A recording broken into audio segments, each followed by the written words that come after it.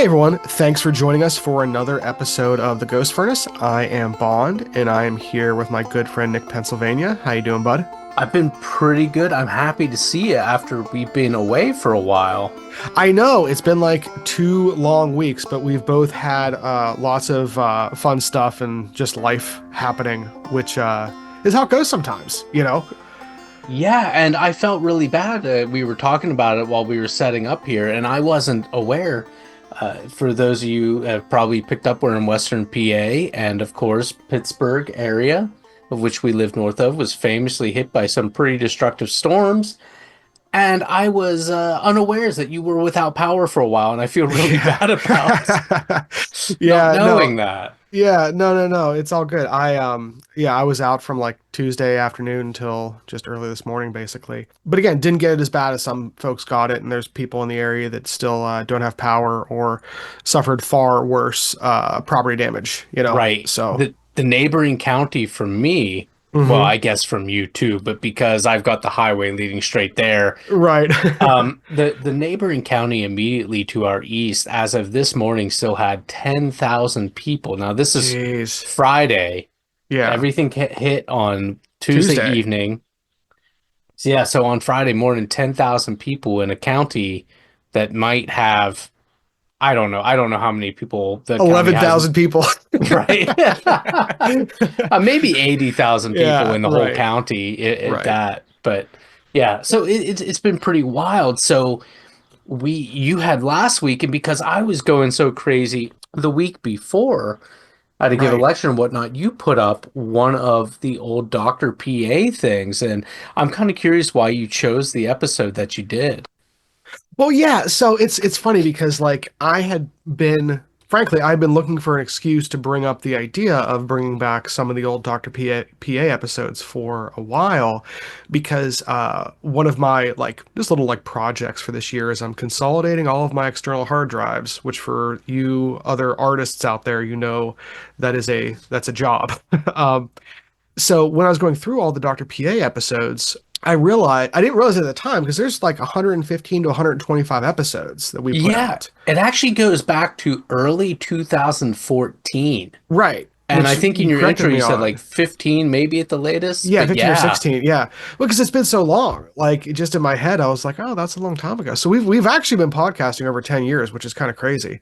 But so I was looking at these episodes and looking at the titles and everything again, and I'm like, man, a lot of the stuff that we talk about for the Ghost Furnace has either direct correlations or the ideas at least started with a lot of these Dr. PA episodes, which were, as I said in that intro, more kind of like folklore and history based and PA centric, which this show isn't obviously. But the Lost Alleghenies one, or the Children of the Alleghenies, popped out to me because I was like, you know what? I'm just gonna like sit down and listen to one of these episodes and see what it sounds like. Like kind of like when you listen to like an old record where you're like, does this hold up? Yeah. And like I listened to it and I was like, you know what? That's pretty good. We did a pretty like given like what we had to work with at the time, like audio wise, and like again, 10 years ago, researching stuff wasn't quite as easy as it even is now. Well, and I'll tell you what, I was thinking about because I listened to most of it. And I think it's funny. I definitely have an affected voice when I was reading, but the other thing was my voice is different because, and this is what I couldn't get away from. I remember writing those because these are much less intensive on the research. And that's because I would do almost all the research. I would find a topic and then I would spend a couple hours here and there. I was on the road a lot for work, so I Hmm. would be in the library when I had time to kill and I would try to draft notes down. Right. And then I would usually record them on like a Friday or Saturday night. And I would still be writing a script. I wrote all of that down, Right. I remember that, yeah. like in long form. Yeah. So I would write all of that down and I would get done writing sometimes at like 1 or 2 in the morning. So I'd have to wait till my daughter was asleep and everything. And so part of the voice is the fact that it's like 2 or 3 in the morning and You're I'm trying to recording try this. not to wake everybody up in the house. And then that was in my old house, which was more of a cabin, really. It was an Right. old mill house. and it had forced air. So I would have to, during the cold months, stop anytime the furnace would kick on, Right. go back, delete that little segment, and then start again. I would have to wait sometimes like 10 minutes for the furnace to Right. kick off. And I would just listening to it now and having some years doing this now under our belt, I just think about those were so intensive. I lost so much sleep doing those. Right. Why? Yeah. Why was it like that? But yeah, I would do all this research. I would record this. I would hand it to you. You had a lot more editing to do back then Back, because oh the my audio gosh. wasn't. I Yeah. was using like a 58 Yeah. through a Euro Dynamic. rack Yeah. into straight into a PC at that time. It was Yeah. very different animal. Right. But I think a lot I like the recordings just because like I said in that intro for Lost Children of the Alleghenies, like you could hear like I don't know if it was Gert or which cat it is. You could hear them on a few occasions. And like I don't know, that's cool. Yeah, Like that it's is just I don't know, nice. it's just kind of cool. It's just like this is a little snippet in time. But I think that a lot of those episodes, again, like I said, I wouldn't use them to replace like our existing schedule of shows. But if we have a week where we just like literally can't sit down and chat, As was the case. yeah, as was the case, it's like, well, we have 20 or 30 of these that people might want to listen to, and it seems like people responded well from what I Well, heard. that's what I was So, about to say. I was yeah. really surprised at how many people downloaded, and again, the our least amount of views come by way of YouTube. Hmm. But even the YouTube, a lot of people very quickly picked up on it, and Yeah. I was really surprised. And of course, the episode prior to that, which was that State College Sasquatch one, Yes. got a lot of feedback from Got a lot of that. feedback from And folks on that one. two things I wanted to highlight. More than one person said I was maybe a little harsh, and maybe I was. But I will say to that, well, one thing we didn't hear the person describe it, and that was there was a Shelley on YouTube Hmm. said something about wanting to hear that in their own voice, and I agree. Just to hear Yeah, the emotion and everything, how for much sure. get a beat on how much I trust this person. But our friend Chris, who we're gonna have on sometime, and I Chris is hope. probably Yeah. panicking in his car as he listens to this right now, or right then when that will be in the future, but he made a really excellent point about it's amazing how much detail somebody Hmm. saw in what they claim to be like a 2 second glimpse. Yeah, I'd love to know what the psychology around that is. Well, I Um, think it's just like how our eyes fill in a lot of oh, space. for I think sure. our minds do too. But Yeah. I will say that, maybe I was a little harsh because it was too much for me. Hmm. And maybe if I heard the person and saw the person tell the story in their own words, that might You might feel sway me. differently. I might be a Right. little more gentle about it. But Hmm. at the same time, even though, like you always say, as do some other people, that you might not believe the person saw what they saw, but you believe they saw what they saw, Right. I agree with that most of the time. Hmm. But sometimes people just make stuff up too. That does happen. That does happen. Yeah. Yeah, no, I think it's a compelling case. I think that there is stuff in it for people who are into the flesh and blood hypothesis, people who are into the more weirder side of Bigfoot. It highlights a really fun area. And just overall, I just think it's a cool sighting at the very least. It's a good story. It's a good story. I'm not going Yeah. to take that away from it. Right. So whether or not this person's legit or not, I can't say with any certainty. But just on paper, it's just too much for me to take Right. in. No, I know what you mean, but I think it's Tim Renner from Strange Familiars who we've had on the show and we reference quite often. I'm not sure if I don't think he originated this phrase. I think the phrase may have came from Soraya or someone else, but the idea that I'd rather hold on, Oh, how did this this is go? a paraphrasing of the better to have nine guilty men go free than one Yeah, it's the innocent same. man be Yeah, condemned. I yeah, think it's that just comes from Voltaire, it but might be a Voltaire. Yeah, it's so many yeah, great quotes are. But right. either way, But it's it's the idea that essentially that. I'd rather believe those people than not believe someone who is telling the truth, kind of thing. Well, and I get Um, that because, but yeah, the big to me factor there is people.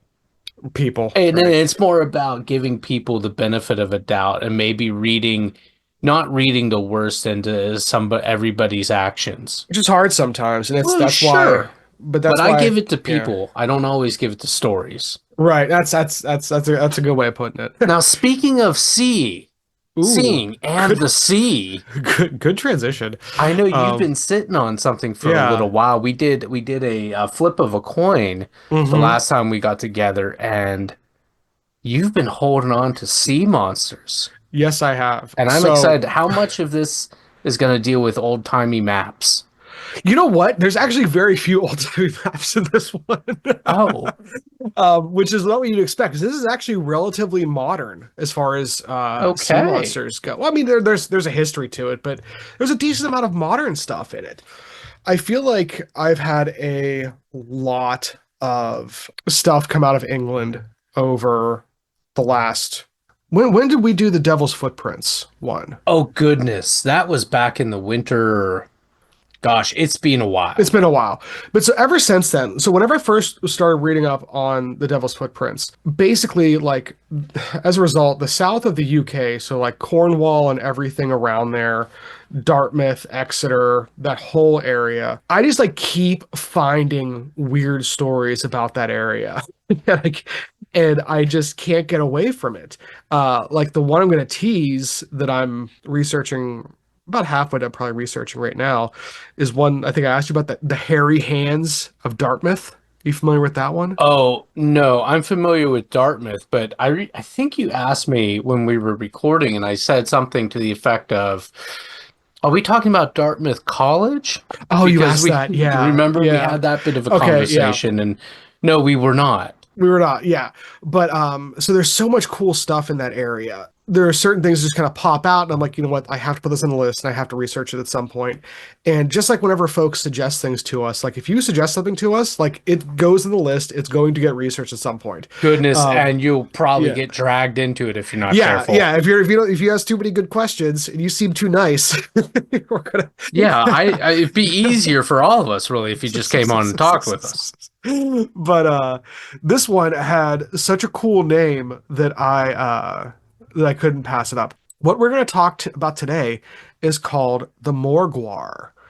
And whenever I read this name, I'm like, okay, that's definitely like a Cornish or Welsh kind of name. So I'm sure it's not pronounced how I think it's pronounced. I was about to ask if you listened to different people pronounce it to I draw a did. general. I Okay, did. And I can't recreate the sounds that they're using. fair Um, enough. with my voice. But a lot of people just seem to refer to it as the Morgawr, like Morgawr. The thing that I liked about it is I was like, that's like kind of like a built-in Gwar joke for those of you who know the I band was Gwar. actually just typing to you the more Morg, guar. I'm like Morgawr, yes Who please. Of course I want. sign me up? Sign me up. Like Morgawr, yeah, let's Right. do it. Yeah. Um, if you've never been to a Gwar show, you should go once in your life. To everybody out there, it'll do you good. It's Um, not quite the same now, but it's not after Odorous, but like yeah, yeah, yeah, yeah. All right. it's worth it. But Coming back to um, it, the Morgawr. so the Morgawr.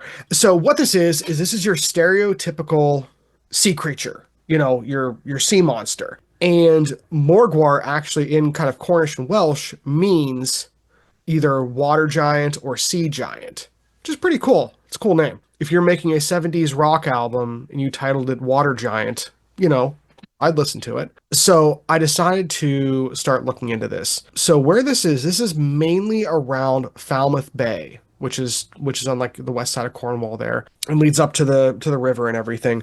Now, this whole bay is really strategically important for the economics and everything of the area because it's a very, very deep bay. So it's great for shipping, Well, and it it's not has too far from Plymouth, isn't it? no, yeah, it's right down the coast from there. So there's a lot of history, a lot of other big cities around the area and everything. But also as a result has a huge fishing and commercial shipping community. So you have a lot of people on the water, and they have been on the water there, you know, time immemorial. So, what is this creature? Because we all know that when you look at old-timey maps, as you're referencing, Nick, sea creatures come in many shapes and forms. This one is said to be kind of like the stereotypical Nessie plesiosaur. It's often said to be big, dark, usually has three humps on its back, anywhere from 15 to 20 feet long, with the long head with the small neck. So if you're thinking Loch Ness Monster silhouette, we're dealing with generally the same thing. If you Google the Morgawr, you're going to see some pictures right away that we're going to talk about later. These Mary F photos of the Morgawr. Much like Nessie, if we were making a list of unconvincing photos, they'd be really high on the list. um, but they're I, super cool. They're I'm in the super midst of looking them up right now. Yeah, they're super cool and they have a great vibe to them, and I appreciate that aspect of them. But we'll get into the Mary F photos in a little bit here. But so yeah, we're talking about a big sea creature. Now keep that in mind as we get to the theories later. But so big sea creature lives in Falmouth Bay off of Cornwall, and there is a pretty rich history for this creature. There are some places that'll say that sightings have been taking place there thousands of years. I couldn't find any actual quoted stories that said anything from like early history. It seems like the majority of these sightings started in the late 1800s, which is still a while. But so what I kind of want to do is I found a few places that kind of put a timeline together of some of these sightings.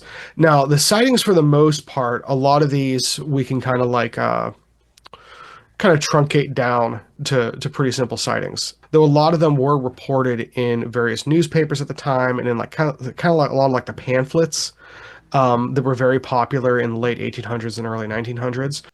I'm just going to kind of read through some of these early ones here for you. So in 1876, the sea serpent was allegedly caught alive in Garen's Bay. Two fishermen were afloat overhauling their crab pots about 400 to 500 yards from the shore when they discovered the serpent coiled about their floating cork. Upon their approach, it lifted its neck and showed signs of defiance. They struck it forcibly with an oar. Then they observed the serpent floating about near their boat and pursued it, bringing it ashore yet alive for exhibition.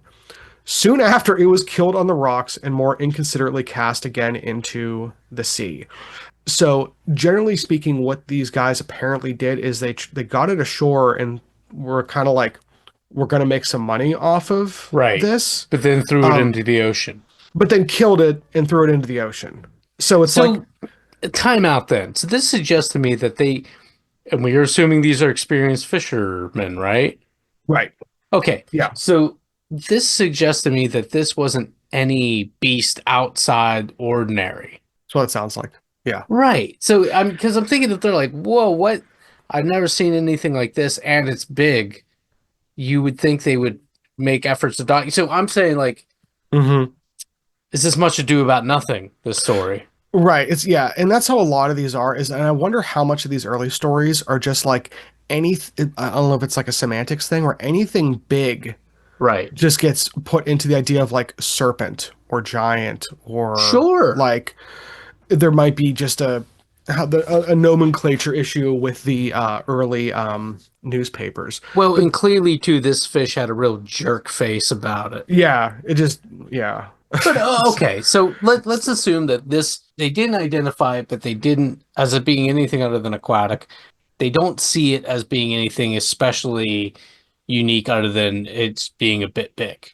Okay, go on. And they say a long serpent-like creature. So an eel, something like that. yeah, and those are in some of the possibilities for misidentifications in this. We'll talk about eels. And again, of course, too, eels are not unknown to the English. Right. Having had an eel pie with the parsley gravy and everything. I was just about to say eel pie. Not bad.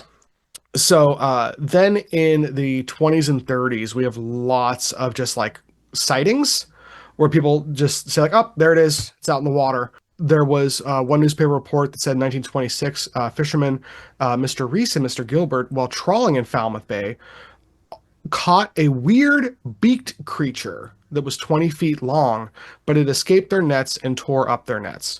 So, and in the newspaper article, they kind of allude to the fact that they think these guys were trying to commit insurance fraud, basically saying that like their nets were destroyed by a giant creature. Well, Therefore, yeah. Let's pause here real quick yeah, because you say beaked creature. beaked. That's what they call it. Beaked. Beaked. Well, yeah, Yeah. yeah, yeah. So I say this.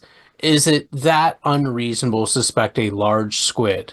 Here we Hmm. have an intelligent animal, definitely has a Definitely beak, intelligent. Yeah. and I'm only going to assume that they said beaked because of the way in which the nets were damaged. Hmm. So again, I mean, deep water seems totally plausible. It could have been exactly as they say, or that they were committing insurance fraud, which of course is a time-honored tradition. So I just Googled, it's like funny how things work sometimes when you Google things. I just Googled giant squid home range and it's basically everywhere. Like Right. the map of where they live is like, oh, they can basically live anywhere. If it's wet, they can live there. Sorry, that was a dumb question, Google. But I feel like it was just insulting me. Um, But yeah, so like squid, I mean, that's definitely classic sea monster right there. But so in again 1934, you have a rash of sightings, specifically in the White Sand Bay area. There were large, what they call snake-like creatures seen in the bay, which again kind of points to eel. There were a lot of sightings in the 40s as well. And again, a lot of these honestly sound like eels. Now, in the late 40s, one of the ones that was interesting, and this one comes from a newspaper, basically in a tidal creek off of the bay right there, there was a gentleman named Harold T. Wilkins. Him and a friend saw two remarkable saurians, 15 to 20 foot long, just like a pair of Mesozoic plesiosaurs, which I just thought was an eloquent way to describe seeing Nessie in so many words. Sure. Then in the 70s, you start getting a lot of the more humpbacked reports. Two witnesses saw a hideous humpbacked creature in Falmouth Bay. Also in 75, Falmouth woman Mrs. Scott and her friend, Mr. Riley, were enjoying a stroll at Pedennis Point when they saw in the clear water below a large, humpbacked, long-necked sea monster. It had a rounded stump-like horns on the top of its head and down the back of its neck ridge of short, bristled spines. The creature dived and shortly afterwards resurfaced with a writhing conger eel in its jaws. Mrs. Scott said she would never forget the face of that thing. Now that is an interesting one. I mean, So, not like saying that these other ones haven't been, but yeah, again, I can chalk most of them up to, okay, it sounds like potentially squid, potentially they caught a glimpse of insurance fraud in the act, or, right. eels, or even some of the hump things. I mean, there are, Whales, well, there's whales, there's all porpoises, yeah. sorts of things, but even things like coelacanths, I know that's like everybody's go-to thing because it was thought to be extinct, Boy, do but we love we've definitely coelacanths. Yeah. dragged a couple out of the depths. Hmm. So sure, I mean, this one's a little different though. No, it is. No, it is different, and that's why I like referencing it here because, but whenever she says it has the two stump-like horns on top of its head, when they say that, I picture the old like maritime map sea creatures. Yeah. Like that's what it sounds like. It sounds like a medieval monster. Well, you know what I thought about What was with the that? horn thing? I actually thought about like catfish and even some Oh, of the larger minnows we have here, like the mm-hmm, chubs, mm-hmm. they will get those nodules on They their head do. when they're in breeding Yeah. season. Mm-hmm. So that's actually where I went with Mm-hmm. it. That's an interesting point. I hadn't thought about that, but so in 1976, you have a lot of other sightings in that period of time. Oh, 76, yeah, that's when we have these Mary F photos. So those are the ones that I'm sure you were kind of looking up. So, Okay, I'm looking, yeah, I'm looking at this, and I think the thing that's interesting is the one where the head is out of water. mhm, It looks like it's turning inward and it back, does in but I could profile. also see this very easily being, we know some of the famous Loch Ness monster photos were Hmm. faked utilizing. like a toy boat, essentially, Hmm. or something like it, or a couple were Right. logs and whatnot. I could see that being here, where again, somebody may have thought they were seeing something, but we get forced perspective. It would be Hmm. easy to fake this as well. It would. The thing I think that's interesting about it though is with these photos. So basically, what happened is they came into the newspaper anonymously saying that they were taken by this Mary F off of Treefus Point. So apparently, this witness said that this creature was 15 to 18 feet long, partially above the water, and says that it looked like an elephant waving its trunk, but the trunk was a long neck with a small head on the end, like a snake's neck. It had two humps on its back, which moved in a funny way. The color was black or very dark brown, and the skin seemed to be like a sea lion's. I'm glad to know that other people have seen the great Cornish sea serpent. Matter of fact, the animal frightened me. I would not like to see it any closer, and I did not like the way it moved when swimming. And the thing I think is interesting about that with the photos is there's two of them, and you can imagine if something is in the water and is moving around and looking at you with like a neck, like this one supposedly has. I mean, cameras at that time you had to manually advance the shutter or manually advance the film. So you take a shot. It takes you about 3 seconds to take the photo, advance the film, pull it back up, Well, readjust this your is sounding focus, and like take the another. JFK assassination Oh, it being is. No, but broken what I'm down. saying is if you look at No, no, like I remember. yeah, yeah, if you look at these photos back to back, if there was something like I imagine like if I was taking a photo of an elephant at the zoo and it was like doing something with its trunk, this at least looks consistent with that. Like if you were standing there taking the photo, like click, click, like you could see a large creature moving its head in this like you like I guess like I can see this and actually be Yeah. like that at least kind of like lines up. It's not a static object. Okay. I'm not saying it could be faked, but No, I no, no, but no. I And I I like agree it. with I you. like entertaining the idea, I guess. I agree with what you're saying Yeah. to that end. Hmm. I could also say that you see how the humps are softer on the one photo where the head's more Right. down. Hmm. I could also see that just being an illusion where the thing has shifted from the perspective of the person taking the photo. The That's thing has possible too. shifted at Yeah. an angle that would soften that up, and that would also give that illusion of movement. Now, Hmm. True. thing True. I want to ask Yeah. of you though, well, a couple things. Taking that situation that you've delivered, Hmm. why only two photos? Were there only two photos left available? I'm curious is when these came into Yeah. the papers, was there more to the story? Like how they came upon these? I know it said where they were. Hmm. Maybe I missed something, but it seems like, not to be too crass, it Right. seems like not a bad way to move a few papers on a slow news week. It does, doesn't it? And it's right in that same timeline, 1976, which just seems like ripe for uh hoaxes and Well, stuff. it's almost like the anti-Jaws. You know, Yeah. in Jaws, they're trying to downplay the shark thing. Here, Right. you know what? It's not the 4th of July. It's Boxing Day. It's Guy Fawkes Day here. And, Falmouth is only like 30 miles from Penzance, and maybe they have a Pirates Festival, Mm, the Gilbert right. Sullivan Festival, and we're trying to draw a crowd. Now, I'm Uh, being a little too cynical yeah. here, but is there more to the story, like how these photos came to be? Yeah, and that's the thing is like in a lot of the places I looked reference these news articles, but I don't know if the news articles just haven't been digitized or if they're behind walls and I couldn't get to them. But I couldn't find the actual 76 articles from that July. Well, I would say too, if there were more photos, I am certain that they would Hmm. be public now, You'd you think. know. So if anyone out there has those articles, I'd love to see them. So going on to some other famous articles or famous sightings, there is a writer named Sheila Bird who is a cryptozoologist that has written pretty extensively.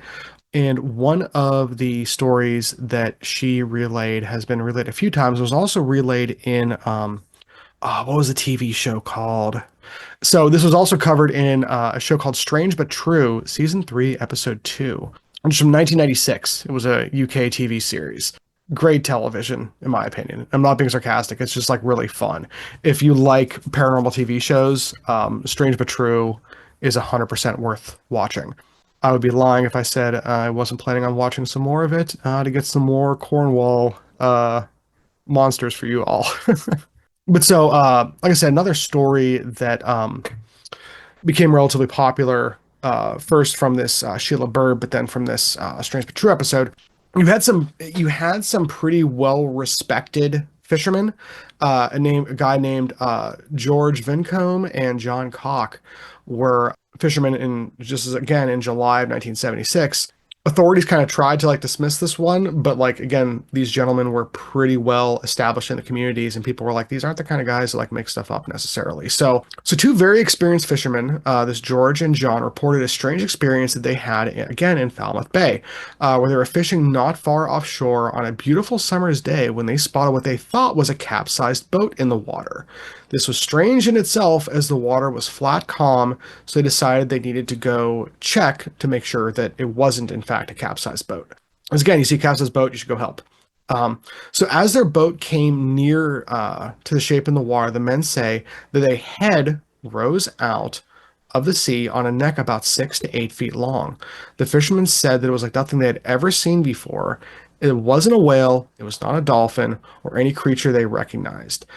George was quoted in papers at the time saying, it looked like a prehistoric monster. There was something about it. It was something different to anything I'd ever seen before and larger than anything I'd seen before. We had a 32-foot boat, and it was as big as the boat. So again, the story showed up in newspapers at the time, TV shows, and the idea of, this extinct plesiosaur being in Falmouth Bay took a lot of people. It just kind of captured the imagination of people. So that's one of the more popular ones. And again, the fact that it came around the same time as those Mary F photos says something, I think, one way or the other. Any thoughts on that one real quick before I go on? Because we have more in 76. Well, hit me with a couple more, but I'm curious, once you've hit a couple more, do they even sound like one another? Because I'm saying the earliest accounts sound nothing like some of these later ones. Right. So these next two, so there's a few more that happened in 76, but then we have some more modern ones and you're right, they sound a little different. So a formal this is in 1999. A formal natural history museum worker claimed that he captured the Morgawr, or a dinosaur thought to have died 65 million years ago, on camera. He released this footage in 2002, so 3 years later. John Holmes released the strange footage which he had filmed 3 years prior on Garens Bay off of Roseland Peninsula. He believed that the creature could have been a plesiosaur, a long-necked marine reptile with 4 paddle-like limbs, thought to have become extinct. Mr. Holmes, who lived in Stickler near St. Austell, said at the time, my pet theory is that it was a living fossil. I think that there is a group of plesiosaurs going around in the oceans of the world. All around Britain, there have been strange sightings of sea serpents. He said the footage showed the head of a 2.2-meter long creature rising about a meter out of the water, and he has worked in as the higher science officer at the Natural History Museum for 19 years. He said that he waited so long to release the film for fear of being ridiculed. This is a credentialed scientist saying that he has footage of the Morgawr, and you can find the footage out there. It looks like it's from 1999. as far as quality goes, it is the blob squatch version of a plesiosaur sea serpent. But again, this is at least a credentialed person. In 2002, another kind of longer story here, 2 experienced seamen claimed they might have seen the Morgawr near a place called the Manacles off the Lizard, which I thought sounded cool as hell. That is almost a creepier name than anything you the can dredge manacles out of the ocean. So the manacles, so the lizard apparently is a little peninsula, and the manacles are a well-known shallow spot of rocks in the bay. That everyone knows about it because they not every how is this not more well known than Cliffs of Dover? Cliffs of Dover, right? Yeah, the manacles off the lizard. The fact that there's not a folk song about the manacles off the lizard. I mean, maybe there is. And maybe there is. I would think I would know about it. It's almost certainly a slip jig. Yeah. If not, we need to write it. But yeah, the manacle's off the lizard. Like, oof. Okay, Dan Matthew, who worked at the time for Cornwall Sea Fisheries, and then 82-year-old fisherman George Vinecombe, were amazed to discover that they both had seen an unidentified creature while out in their boats in a similar area the previous week. Dan had been aboard a small boarding boat and was traveling from the Manacles towards Mansporth around 10:30 a.m. when he saw something strange.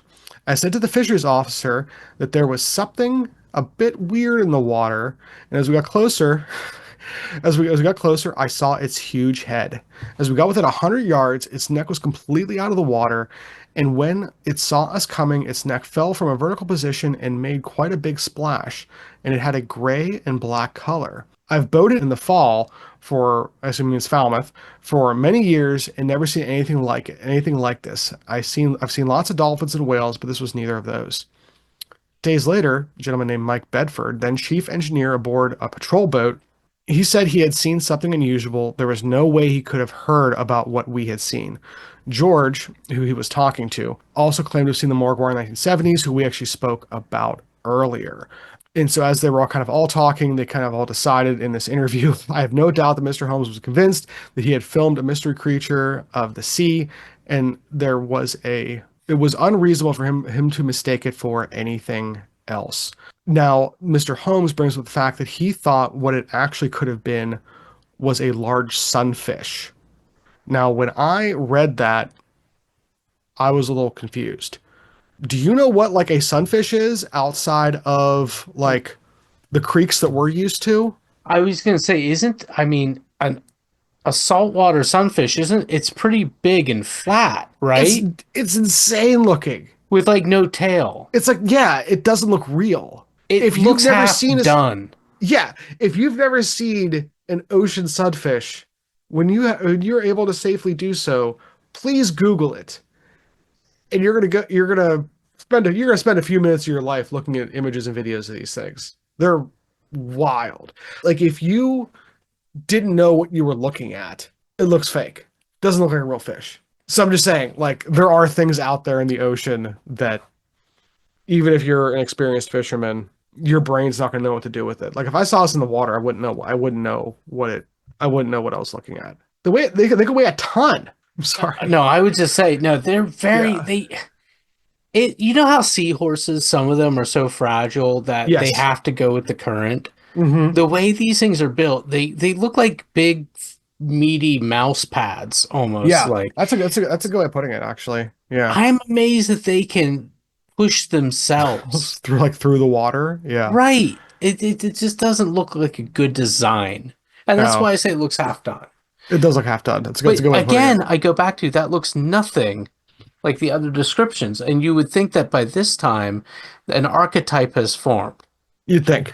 Right. And that's why I think it's interesting that yeah, like you said, we have this archetype that is again with this last sighting in May of 2002, not a whole lot in social media actually, which I thought was interesting. I figured there'd be more on there, but couldn't find anything on there.